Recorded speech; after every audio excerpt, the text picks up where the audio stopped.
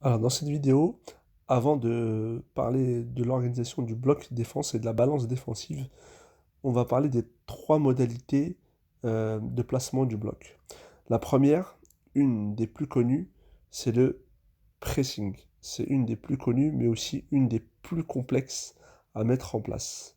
En fait, elle nécessite une synchronisation quasi parfaite du bloc défensif. On va l'illustrer ici. Donc, non seulement il faut être synchro, mais en plus, il faut être capable d'identifier le moment déclencheur. Donc ici, on va l'illustrer par une passe du numéro 2 à son partenaire.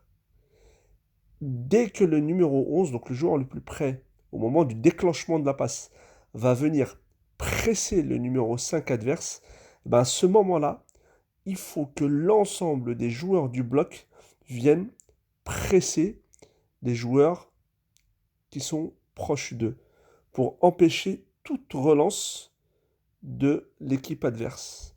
Il faut que ça soit fait de manière synchronisée en même temps.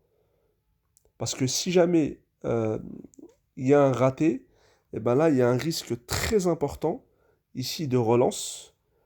Et on est très exposé parce qu'il y a énormément ici de profondeur. C'est ce qu'on appelle ici la profondeur. Et ici, elle est grande. C'est pour ça qu'il y a un risque énorme. Donc ça demande une vraie préparation, de l'entraînement et une bonne organisation collective pour que ce soit efficace. Ensuite, la seconde modalité d'organisation, c'est celle qui consiste de venir faire ici, ou plutôt d'avoir un placement médian, ni trop haut ni trop bas. On parle aussi de semi-retraite. Enfin, la dernière modalité, c'est la suivante. Lors d'une perte de balle, on ne va plus s'occuper du ballon. Peut-être, comme sur le principe du retardement, seul le joueur le plus proche va venir gêner la relance. Et l'ensemble des joueurs vont venir se mettre derrière la ligne médiane, même celui-ci. Donc les 11 joueurs viennent se placer derrière la ligne médiane.